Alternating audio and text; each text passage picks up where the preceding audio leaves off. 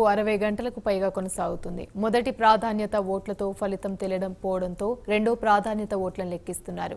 ఇందులో భాగంగా ఎలిమినేషన్ ప్రక్రియ కొనసాగుతుంది. ఇప్పటివరకు 50 మంది ఎలిమినేట్ అయ్యారు.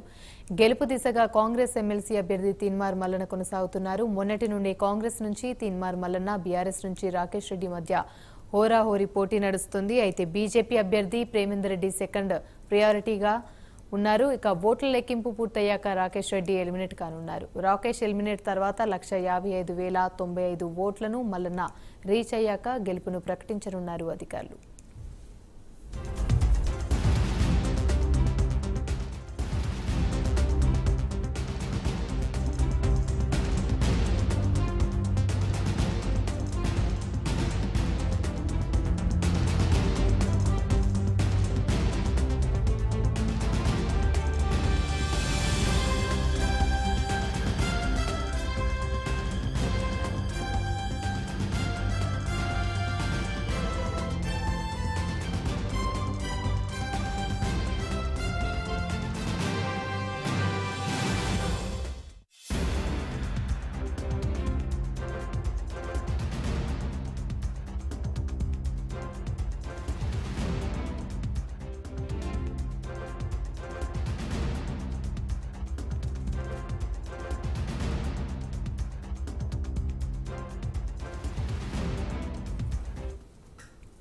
పట్టుభద్రుల ఎమ్మెల్సీ కౌంటింగ్ 60 గంటలకు పైగా కొనసాగుతుంది.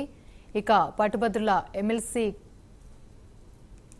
ఓట్ల లెక్కింపు 60 గంటలకు పైగా కొనసాగుతుంది. మొదటి ప్రాధాన్యత ఓట్లలో ఫలితం తేలకపోవడంతో రెండో ప్రాధాన్యత ఓట్లను లెక్కిస్తున్నారు. ఇదే అంశానికి సంబంధించి మరిన్ని వివరాలు మా ప్రతినిధి తిరుపతి లైవ్ లో అందిస్తారు. తిరుపతి, చెప్పండి.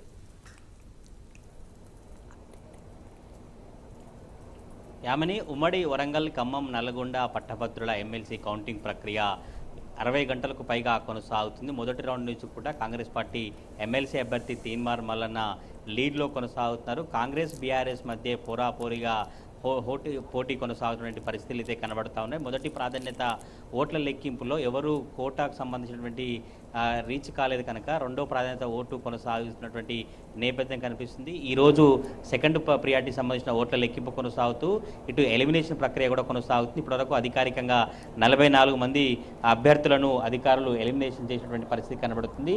మిగతా ఇంకా 5-6 కూడా ఎలిమినేషన్ ప్రక్రియ ముగిసినట్టు తెలుస్తుంది. కానీ కొంత అధికారికంగా వివరాలు వెల్లడించినటువంటి పరిస్థితి కనబడుతుంది. మొత్తానికి ఈ హోరాహోరీగా కొనసాగినటువంటి పట్టభద్రుల ఎమ్మెల్సీ కౌంటింగ్ ప్రక్రియలో దాదాపుగా గెలుపు దిశగా తీన్మార్ మల్లన్న దూసుకెళ్తున్నటువంటి పరిస్థితులు కనబడుతున్నాయి. ఎందుకంటే మొదటి నుంచి కూడా నిన్న మొదటి ప్రియారిటీ ఓట్ల లెక్కింపులో కావచ్చు, ఇటు రెండో ప్రియారిటీ ఓట్ల లెక్కింపులో కూడా తీన్మార్ మల్లన్నే ఆధిక్యం కొనసాగుతున్నటువంటి పరిస్థితులు కనబడుతూ ఉన్నాయి.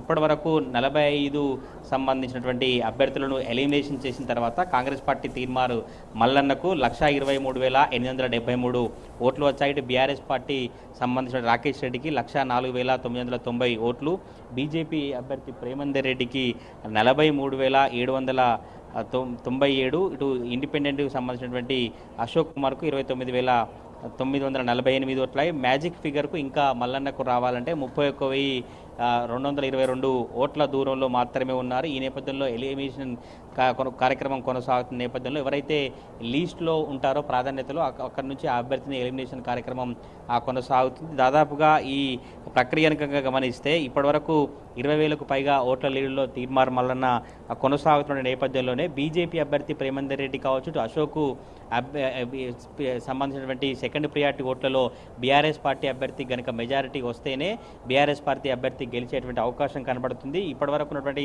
సమాచారం మేరకు బీజేపీ అభ్యర్థి ప్రేమేందర్ రెడ్డికి సంబంధించిన సెకండ్ ప్రియారిటీ ఓట్లలో కావచ్చు, ఇటు బీఆర్ఎస్ సంబంధించినటువంటి రాకేష్ రెడ్డి సంబంధించిన ఓట్ల లెక్కింపు ప్రక్రియలో మల్లన్న లీడ్ అయితే కొనసాగుతుంది. 1,55,095 ఓట్లు ఎవరైతే రీచ్ అవుతారో అప్పుడు పట్టభద్రుల ఎమ్మెల్సీ ఎన్నికలకు సంబంధించి గెలుపును ప్రకటించినటువంటి పరిస్థితి కనబడుతుంది. ఇప్పటివరకు ఉన్నటువంటి అధికారుల సమాచారం మేరకైతే రీచ్ ఎవరు కాలేకపోతున్న నేపథ్యంలోనే ఎలిమినేషన్ ప్రక్రియలో రాకేష్ రెడ్డిని ఎలిమినేట్ ఎలిమినేషన్ చేస్తారు. ఆ తర్వాత మల్లన్నను ఎమ్మెల్సీగా గెలుపొందేందుకు ప్రకటించే అవకాశం అయితే కనబడుతుంది. మొదటి నుంచి కూడా మొదటి ప్రియారిటీ ఓట్లో కావచ్చు, సెకండ్ ప్రియారిటీ ఓట్ల లెక్కింపు ప్రక్రియలో కూడా మల్లన్న లీడ్ కొనసాగుతున్న పరిస్థితి కనబడుతుంది. ఇటు బీఆర్ఎస్ పార్టీ ఏనుగుల రాకేష్ రెడ్డి స్వతంత్ర అశోక్ అభ్యర్థి కావచ్చు, బీజేపీ రేవంత్ రెడ్డి సంబంధించిన సెకండ్ ప్రియారిటీలపై ఆశలు పెట్టుకున్నారు. కానీ వాళ్ళు ఆశించినంత మేరకు సెకండ్ ప్రియారిటీ ఓట్లు కూడా రాలేకపోతున్న నేపథ్యంలో ఇటు కోటాను రాకేష్ రెడ్డి రీచ్ కాలేకపోతున్నటువంటి సందర్భంలో గెలుపుకు దిశగా తీర్మార్ మల్లన్న కొనసాగుతుంది. మరి కాసేపట్లోనే ఇక్కడ ఎమ్మెల్సీ కౌంటింగ్ సెంటర్ దగ్గర కాంగ్రెస్ పార్టీ ఎమ్మెల్సీ అభ్యర్థి